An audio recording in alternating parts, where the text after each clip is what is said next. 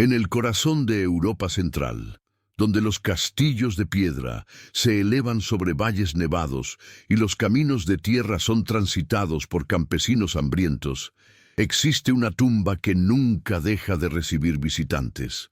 Siglos después de su muerte, los pobres, los endeudados, las viudas y los enfermos siguen acudiendo con flores marchitas y oraciones susurradas. No buscan a una reina de poder, sino a una mujer que eligió descender de su trono para caminar descalza entre ellos. Su nombre es Edviges, y su historia desafía todo lo que creemos saber sobre la nobleza, el poder y la verdadera riqueza. Porque en una época donde la distancia entre palacios y chozas parecía un abismo infranqueable, ella construyó un puente con sus propias manos y pies desnudos. Corría el año 1174, cuando nació en Baviera, en el seno de una de las familias más poderosas del Sacro Imperio Romano Germánico. Edviges llegó al mundo envuelta en sedas bordadas con hilo de oro, destinada a una vida de banquetes interminables, salones resplandecientes y el poder absoluto que solo la sangre real puede otorgar. Era sobrina del mismísimo emperador, y cada día de su infancia transcurría entre lecciones de protocolo, idiomas y las artes propias de una princesa. Pero había algo en sus ojos, algo que sus tutores no podían comprender. Cuando miraba por las ventanas del castillo y veía a los campesinos trabajando bajo el sol abrasador o temblando de frío, su corazón se comprimía con un dolor inexplicable. Mientras sus hermanas soñaban con coronas más grandes, ella soñaba con algo que no tenía nombre todavía. A los 12 años, Edviges fue prometida en matrimonio a Enrique, heredero del ducado de Silesia y Gran Polonia. El día de su boda, los salones del castillo brillaban con antorchas que parecían estrellas caídas del cielo, y las mesas se quebraban bajo el peso de manjares que podrían alimentar a pueblos enteros durante meses. Ella vestía un manto de terciopelo carmesí, y su corona reflejaba la luz como si fuera fuego líquido. Pero cuando la procesión nupcial atravesó las calles hacia la catedral, Edviges vio algo que cambiaría su vida para siempre. A un lado del camino, una madre sostenía a su hijo moribundo, con los labios azules por el frío y la mirada vacía del hambre. Sus ojos se encontraron por un instante, y en ese momento, en medio de todo el esplendor, Edviges comprendió que su verdadero llamado no estaba en el trono que acababa de heredar, sino en el camino de tierra donde yacían los olvidados. Esa misma noche, mientras los nobles celebraban hasta el amanecer, la joven duquesa se arrodilló en su habitación privada y pronunció una oración que resonaría a través de los siglos. Señor, si me has dado todo esto, no ha sido para que lo guarde. Que cada pieza de oro sea una herramienta de tu misericordia, que cada vestido se convierta en abrigo para quien tiembla, y que mis pies, acostumbrados a pisar mármol, aprendan a caminar sobre la tierra donde sufren tus hijos. No lo sabía entonces, pero acababa de iniciar una revolución silenciosa que transformaría no solo su ducado, sino el concepto mismo de lo que significa ser noble. Los primeros años como duquesa fueron un campo de batalla invisible. Edviges había sido educada para gobernar, para administrar territorios y negociar alianzas, pero nadie le había enseñado a lidiar con la guerra que se libraba en su propio corazón. Cada mañana despertaba en sábanas de lino egipcio, rodeada de sirvientas que peinaban su cabello con peines de marfil, y cada mañana sentía que traicionaba algo esencial. Su esposo Enrique era un hombre justo, un gobernante pragmático que amaba a su pueblo a su manera, pero incluso él no comprendía por qué su esposa rechazaba los vestidos más lujosos y prefería los más simples. «Eres duquesa», le decía con ternura y confusión. «El pueblo necesita verte como su señora». Pero Edviges sabía que el pueblo necesitaba algo más que símbolos. Necesitaba pan, necesitaba medicina, necesitaba esperanza, y lentamente, con la paciencia de quien planta semillas en invierno, comenzó a transformar el palacio en algo que nunca había sido, un refugio. El ducado de Silesia era un mosaico de contrastes brutales.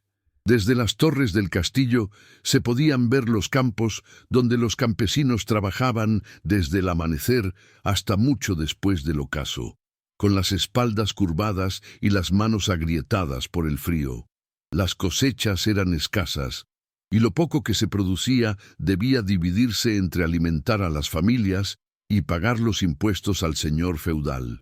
En los inviernos más crudos, no era raro encontrar cuerpos congelados en los caminos, personas que habían intentado llegar a la ciudad en busca de ayuda, pero que habían sucumbido antes de encontrarla. Las enfermedades se propagaban como incendios en las aldeas superpobladas. La lepra, la peste, fiebres que no tenían nombre, pero que vaciaban casas enteras en cuestión de días.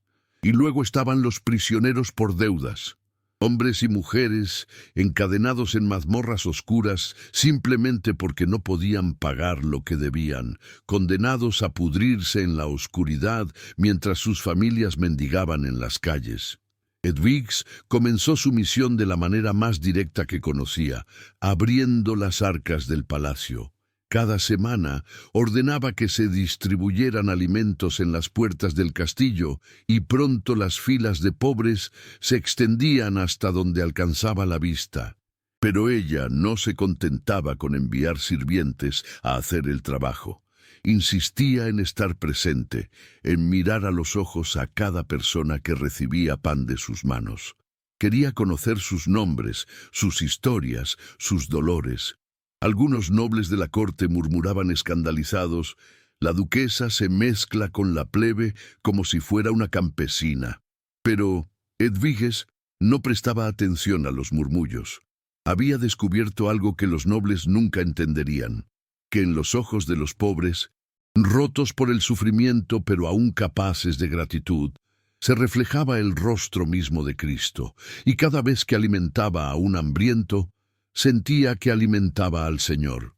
Pero la caridad de Edwiges iba más allá de la simple distribución de limosnas. Ella había heredado de su formación noble una mente estratégica y administrativa, y la puso al servicio de una visión revolucionaria: crear instituciones permanentes que aliviaran el sufrimiento de forma sistemática. Convenció a su esposo Enrique de fundar la abadía cisterciense de Trzebnica, que no sería solo un lugar de oración, sino también un centro de asistencia social.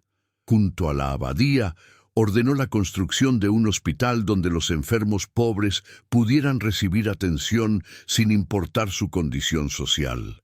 Los monjes y monjas fueron instruidos no solo en teología, sino también en el cuidado de los enfermos, en el cultivo de hierbas medicinales, en la alfabetización de niños huérfanos. Era un proyecto ambicioso, casi utópico para la época, y muchos lo consideraban un desperdicio de recursos. Pero Edwiges perseveró con una determinación férrea, invirtiendo su propia dote y convenciendo a otros nobles de contribuir. Los obstáculos no tardaron en aparecer. Los administradores del ducado, hombres prácticos acostumbrados a maximizar los ingresos y minimizar los gastos, veían las iniciativas de Edwiges como una sangría económica insostenible. «Mi señora», le decían con respeto fingido, «si seguimos gastando en los pobres a este ritmo, las arcas estarán vacías antes del próximo invierno». Pero Edwiges tenía una respuesta que los dejaba sin palabras: «Las arcas de Dios nunca están vacías. Si confiamos en Él, proveerá». Y milagrosamente parecía tener razón. Cada vez que los recursos parecían agotarse, llegaban donaciones inesperadas, cosechas mejores de lo previsto, alianzas comerciales beneficiosas. Era como si la providencia divina respaldara cada acto de generosidad con uno de abundancia. Aún así, Edwiges sabía que la oposición era real y peligrosa.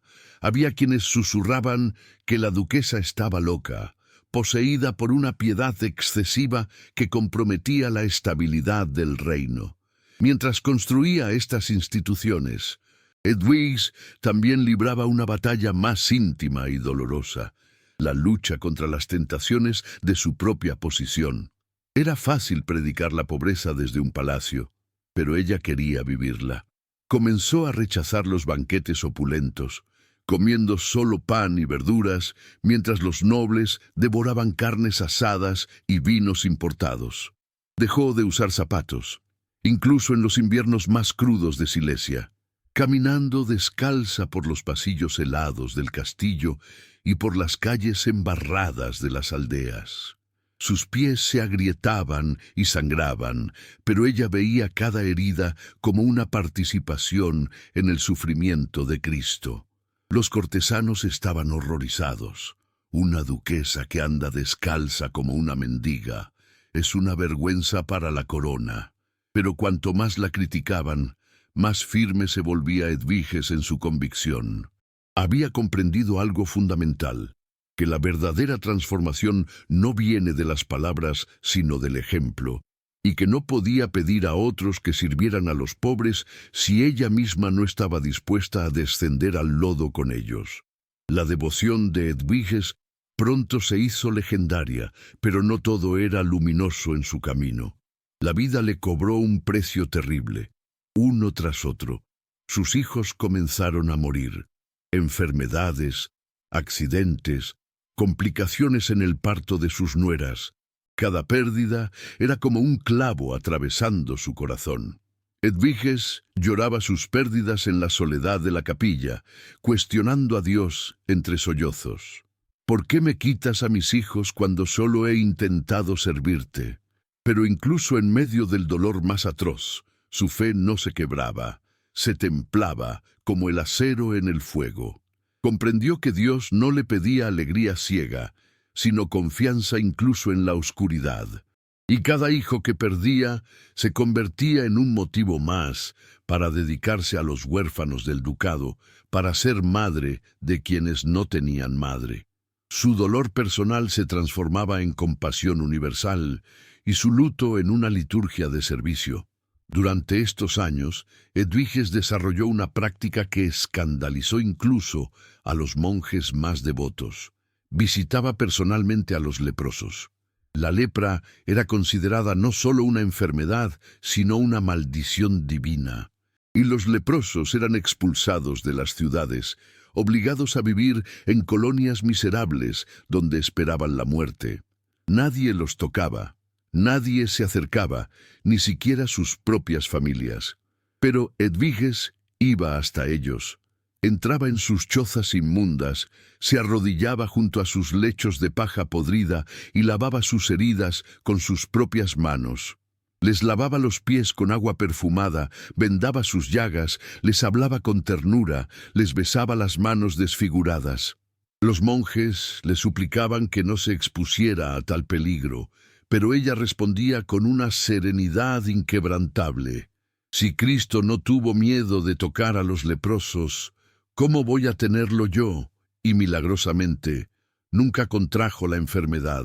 Los leprosos que ella tocaba decían que sentían no solo alivio físico, sino una paz inexplicable, como si a través de las manos de la duquesa fluyera algo más que medicina. Fluía amor divino. Pero quizás el acto más revolucionario de Edviges fue su campaña por liberar a los prisioneros por deudas. En aquella época, contraer una deuda y no poder pagarla significaba la pérdida total de libertad. El deudor era encarcelado, y su familia entera podía caer en servidumbre para saldar la cuenta. Era un sistema que perpetuaba la miseria de generación en generación. Edviges comenzó a usar su fortuna personal para pagar las deudas de estos prisioneros, liberándolos uno por uno. Iba personalmente a las cárceles, lugares fétidos y oscuros, donde los presos vivían encadenados en condiciones infrahumanas, y les decía: «Tu deuda ha sido saldada, eres libre».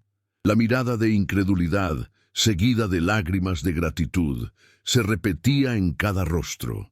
Algunos le preguntaban, «¿Por qué, mi señora? ¿Por qué hace esto por nosotros?». Y ella respondía simplemente, «Porque Cristo pagó una deuda que yo nunca podría pagar. Esto es lo menos que puedo hacer».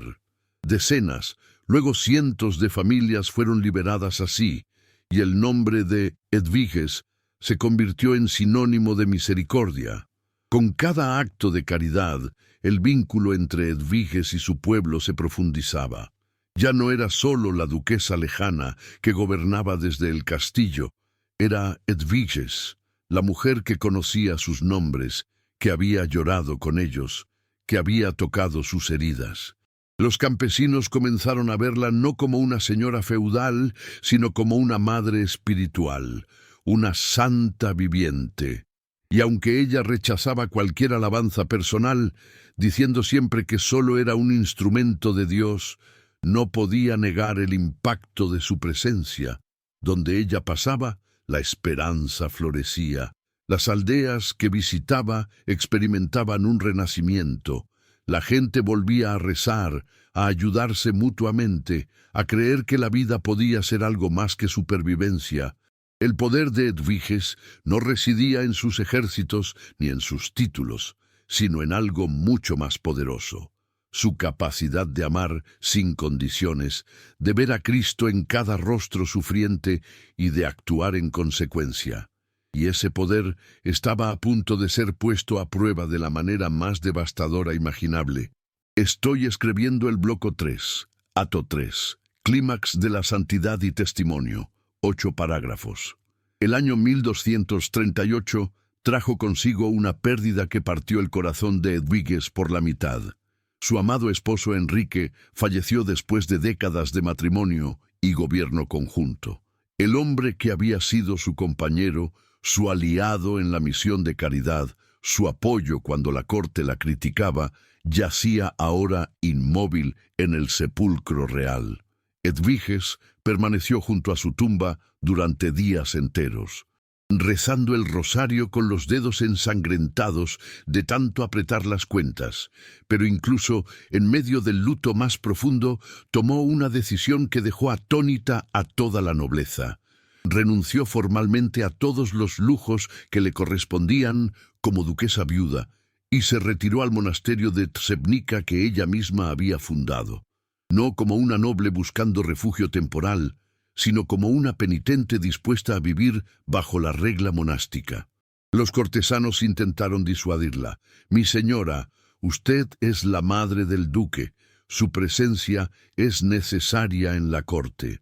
Pero Edviges había tomado su decisión. Su lugar ya no estaba en el trono sino en el claustro, donde podría dedicar cada minuto que le quedara a la oración y al servicio de los más pobres. Pero Dios tenía reservada para ella una prueba aún más terrible. En 1241, cuando Edviges tenía 67 años y creía haber experimentado ya todo el dolor que un corazón humano podía soportar, llegaron noticias que helaron la sangre de toda Europa. Las hordas mongolas, esas fuerzas imparables que habían arrasado imperios enteros desde las estepas de Asia, avanzaban hacia Polonia como una marea de destrucción. Su hijo, el duque Enrique II, reunió apresuradamente un ejército para defender el ducado. Edviges lo vio partir desde las murallas del monasterio, su armadura brillando bajo el sol de primavera, su estandarte ondeando al viento. Intercambiaron una última mirada, y en ese instante ambos supieron, con esa certeza terrible que a veces precede a la tragedia, que no volverían a verse en esta tierra. Edviges levantó su mano en bendición mientras las lágrimas rodaban por sus mejillas arrugadas, y susurró una oración que el viento llevó hacia el ejército que marchaba. «Señor, si es tu voluntad, protégelo, y si no lo es, dame fuerza para aceptar lo que venga». La batalla de Legnica fue una masacre. Los mongoles, jinetes expertos y guerreros brutales, aniquilaron al ejército polaco con una eficiencia aterradora. Enrique II luchó con el valor de un león, pero cayó bajo las flechas enemigas, y su cabeza fue cortada y exhibida en una lanza como advertencia a quienes osaran resistir. Cuando los mensajeros llegaron al monasterio con la noticia, Edviges estaba en la capilla, arrodillada frente al altar. Al escuchar que su hijo había muerto, que su cuerpo había sido mutilado, que el ducado estaba siendo devastado por invasores implacables, su cuerpo se estremeció como si hubiera recibido un golpe físico. Las monjas corrieron a sostenerla, temiendo que su corazón anciano no resistiera semejante impacto. Pero Edviges, con un esfuerzo sobrehumano, se incorporó lentamente. Sus labios temblaban, su rostro estaba bañado en lágrimas, pero su voz, cuando finalmente habló, era firme como la roca. La voluntad de Dios sea hecha. Él me lo dio, Él me lo ha quitado. Bendito sea su nombre. Era la oración de Job, pronunciada por una madre destrozada que aún así se negaba a maldecir al cielo. Pero Edviges no se permitió el lujo de hundirse en la desesperación. Mientras el ducado se sumía en el caos, con aldeas en llamas y refugiados huyendo en todas direcciones, ella se convirtió en el faro que guiaba en la tormenta. Desde el monasterio, organizó la recepción de heridos, de viudas, de huérfanos que llegaban en oleadas interminables. Las dependencias del monasterio se transformaron en hospitales improvisados donde las monjas trabajaban día y noche vendando heridas, alimentando bocas hambrientas, consolando corazones rotos. Edviges estaba en todas partes, en la cocina preparando sopa, en la enfermería limpiando heridas infectadas, en la capilla rezando por los muertos y por los que aún luchaban. Sus pies descalzos dejaban huellas ensangrentadas en los corredores de piedra, pero ella no se detenía. Había aprendido que el dolor podía destruir o podía transformarse en compasión, y ella había elegido la segunda opción. Cada lágrima que derramaba por su hijo se convertía en una lágrima compartida con las madres que también habían perdido a sus hijos en la batalla. Los mongoles finalmente se retiraron, pero dejaron tras de sí un paisaje de desolación. Campos quemados, pueblos arrasados, familias destrozadas. El invierno que siguió fue el más cruel que nadie recordaba, y el hambre amenazaba con terminar lo que las espadas mongolas habían comenzado. Fue entonces cuando Edviges realizó el acto que consolidaría para siempre su reputación de santidad. A pesar de su edad avanzada, a pesar de su salud quebrantada por años de austeridades, se negó a permanecer encerrada en el monasterio. Cada día, al amanecer, salía descalza por los caminos helados para visitar las aldeas destruidas. Llevaba consigo pan, mantas, palabras de consuelo. Los campesinos, al verla llegar con sus hábitos simples y sus pies sangrantes, caían de rodillas llorando. «La santa duquesa ha venido, no estamos abandonados». Y ella los levantaba con sus manos temblorosas y les decía: «Levántense, hermanos míos, Dios no los ha abandonado. Mientras yo tenga un pedazo de pan, ustedes también lo tendrán. Mientras yo respire, no estarán solos». Era una promesa que cumplía literalmente, distribuyendo hasta la última provisión del monasterio, confiando en que Dios proveería para el día siguiente. Hubo un momento, durante ese invierno infernal, que los testigos recordarían durante generaciones. Edviges estaba visitando una aldea particularmente devastada cuando encontró a una madre joven sollozando sobre el cuerpo de su bebé, muerto de frío durante la noche. La mujer estaba inconsolable, maldiciendo al cielo, golpeando la tierra con sus puños. Edviges se arrodilló junto a ella en la nieve, ignorando el frío que mordía sus rodillas desnudas, y simplemente la abrazó. No dijo nada durante largos minutos, solo sostuvo a esa madre rota mientras ella lloraba. Finalmente, con una voz apenas audible, Edviges susurró: «Yo también he perdido a mis hijos, Yo también he preguntado por qué, y no tengo respuestas fáciles, pero sé esto: tu hijo está ahora en brazos de Dios y un día lo volverás a ver. Y hasta ese día yo seré tu madre y tú serás mi hija. Algo en esas palabras, pronunciadas con absoluta sinceridad por una anciana que conocía personalmente el infierno del luto, penetró el caparazón de dolor de la joven madre. Se aferró a Edwiges como un náufrago a un madero y lentamente, muy lentamente, comenzó a respirar de nuevo. Los milagros comenzaron a suceder a su alrededor.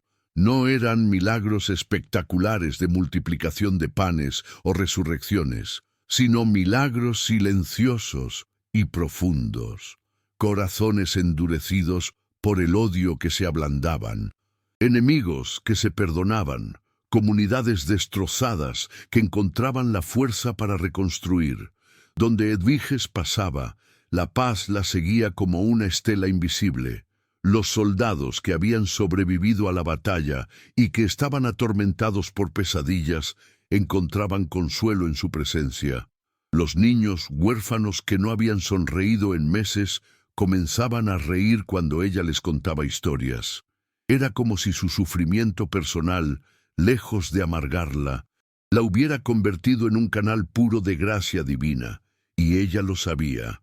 Sabía que Dios había permitido que perdiera todo, que sufriera todo, para que pudiera entender verdaderamente el dolor de los demás y ser para ellos lo que Cristo había sido para ella, una presencia que no elimina el sufrimiento, pero que hace posible soportarlo. En el invierno de 1243, 2 años después de la muerte de su hijo, Edwiges sintió que su tiempo en la tierra se acercaba a su fin. Su cuerpo, castigado por décadas de austeridades y por el trabajo incesante, comenzó a fallar.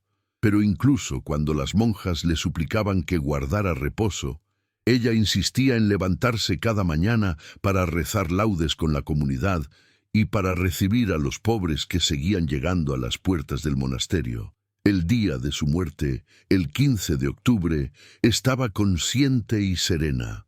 Reunió a las monjas a su alrededor y les dijo con una sonrisa que iluminaba su rostro demacrado: «Hermanas mías, no lloren por mí. He vivido una vida plena, he amado y he sido amada. He servido a mi Señor lo mejor que he podido. Y ahora voy a reencontrarme con mis hijos, con mi esposo y sobre todo con Cristo, a quien he amado por encima de todas las cosas. Continúen la obra que hemos comenzado. Alimenten a los hambrientos, consuelen a los afligidos, liberen a los cautivos. Y recuerden siempre, la verdadera nobleza no está en cuánto tenemos, sino en cuánto damos». Y con esas palabras cerró los ojos y exhaló su último suspiro, tan suavemente que las monjas tardaron un momento en darse cuenta de que se había ido. La noticia de la muerte de Edwiges se propagó por el ducado como un viento helado. Pero lo que vino después fue algo completamente inesperado. En lugar de luto paralizante, surgió un movimiento espontáneo de gratitud y veneración. Los pobres, los enfermos, los que habían sido liberados de prisión, las viudas que ella había consolado, todos comenzaron a peregrinar hacia Trzebnica. Llegaban con flores silvestres, con velas hechas de sebo barato, con oraciones susurradas en dialectos que apenas se entendían entre sí, pero que compartían un mismo mensaje: la santa nos ha dejado, pero su amor permanece. El funeral se convirtió en una procesión interminable de rostros marcados por el sufrimiento, pero iluminados por la esperanza. Y cuando su cuerpo fue depositado en la cripta de la abadía que ella misma había fundado, algo extraordinario sucedió. Los testimonios de milagros comenzaron a multiplicarse. Una mujer ciega que tocó su sudario recobró la vista. Un niño paralítico que fue llevado a su tumba se levantó y caminó. No eran solo rumores, eran testimonios verificados por sacerdotes escépticos que no tenían otra explicación que la intercesión divina. El monasterio de Trzebnica se transformó en algo que Edwiges nunca había pretendido, pero que era consecuencia natural de su vida. Un centro de peregrinación, cultura y caridad que irradiaría su influencia durante siglos. Las monjas que ella había formado continuaron su obra con una fidelidad admirable, manteniendo el hospital abierto, distribuyendo alimentos, educando a huérfanos, liberando a prisioneros por deudas tal como ella lo había hecho. Pero más allá de las acciones concretas, las monjas preservaron algo aún más valioso: el espíritu de Edwiges, esa combinación única de pragmatismo administrativo y ternura maternal, de austeridad personal y generosidad desbordante. Cada novicia que ingresaba al monasterio era instruida no solo en las reglas cistercienses, sino también en las historias de la Santa Duquesa, cómo lavaba los pies de los leprosos, cómo caminaba descalza en la nieve, cómo abrazaba a las madres que habían perdido a sus hijos. Y estas historias no eran solo edificantes, eran un manual práctico de cómo la fe debía traducirse en acción concreta y sacrificial. El impacto de Edwiges trascendió las fronteras de Silesia y llegó hasta los salones del poder eclesiástico. Su fama de santidad era tan universal y los milagros atribuidos a su intercesión tan numerosos que la Iglesia no pudo ignorarlos. Apenas 28 años después de su muerte, en 1267, el Papa Clemente IV la canonizó oficialmente, reconociendo lo que el pueblo ya sabía, que aquella mujer que había renunciado al poder para servir a los pobres era verdaderamente una santa. La canonización no fue solo un reconocimiento póstumo, fue una validación de un modelo completamente nuevo de santidad aristocrática. Edwiges demostró que la nobleza y la santidad no eran incompatibles, pero que la verdadera nobleza consistía en usar el poder y la riqueza no para acumular más, sino para redistribuir, para elevar a los caídos, para ser puente entre el cielo y la tierra.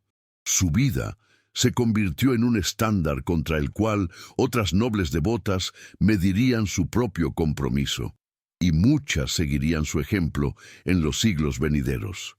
Pero el legado más profundo de Edwiges no estaba en las instituciones que fundó ni en los milagros que se le atribuyeron, sino en algo más sutil y poderoso. Había cambiado la manera en que la gente entendía la relación entre riqueza y virtud.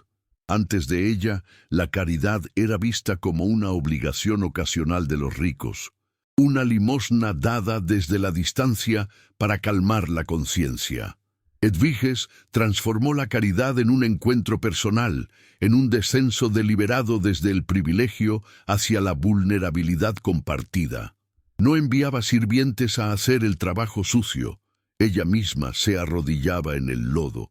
No distribuía sobras de su abundancia, daba hasta que dolía, hasta que su propia vida se volvía incómoda. Y al hacerlo, reveló una verdad revolucionaria, que los pobres no son un problema a resolver, sino personas a amar, que Cristo no está solo en los sagrarios dorados, sino en los rostros demacrados de los hambrientos, y que el verdadero tesoro no se acumula en arcas, sino que se multiplica cuando se comparte. Esta comprensión se infiltró en la conciencia colectiva de Europa, inspirando movimientos de reforma social y despertando vocaciones de servicio que perdurarían por generaciones. Los pobres nunca olvidaron a Edwiges. Siglo tras siglo, continuaron acudiendo a su tumba, no solo buscando milagros, sino buscando consuelo, buscando a alguien que entendiera su dolor porque lo había vivido, alguien que no los juzgara por su pobreza, sino que la viera como una oportunidad para ejercer el amor. Se convirtió en la patrona de los endeudados, de las viudas, de los que no tienen voz ni poder, en tiempos de guerra, de hambruna, de epidemias. Su nombre era invocado como un escudo contra la desesperación. y lo notable es que su intercesión parecía especialmente eficaz precisamente en esas situaciones de injusticia social y desigualdad económica que ella había combatido en vida. Familias enteras escapaban de la servidumbre por deudas y atribuían su liberación a la intercesión de Santa Edwiges. Hospitales para pobres recibían donaciones inesperadas justo cuando estaban al borde de cerrar. Y los administradores susurraban que la Santa Duquesa seguía velando por los suyos desde el cielo. Su muerte no había terminado su misión, simplemente la había expandido más allá de las limitaciones del tiempo y el espacio. El ciclo que Edwiges había iniciado continuaba girando, generación tras generación. Las nobles que leían su vida se sentían desafiadas a examinar cómo usaban sus privilegios. Los sacerdotes que predicaban sobre ella recordaban a sus feligreses ricos que la riqueza era una responsabilidad, no un derecho. Los pobres que escuchaban sus historias encontraban dignidad en su propia pobreza, sabiendo que una duquesa los había considerado dignos de su amor y su servicio. Y así, 8 siglos después de su muerte, Santa Edwiges sigue siendo relevante. Quizás más que nunca, en un mundo donde la brecha entre ricos y pobres se ensancha cada día, donde la desigualdad económica genera tensiones sociales explosivas, donde el consumismo nos enseña a acumular en lugar de compartir. La vida de esta duquesa descalza nos grita una verdad incómoda, que nuestro valor no se mide por lo que poseemos, sino por cómo amamos, que la verdadera libertad no consiste en tener más, sino en dar más, y que la santidad no es una meta lejana e inalcanzable, sino una serie de decisiones diarias y concretas de descender, de servir, de amar hasta que duela. ¿Te sentiste desafiado por esta historia? ¿Hay algo en tu vida que Dios te esté pidiendo soltar para poder servir mejor? Comparte tu reflexión en los comentarios. Tu testimonio puede inspirar a alguien más a dar el paso.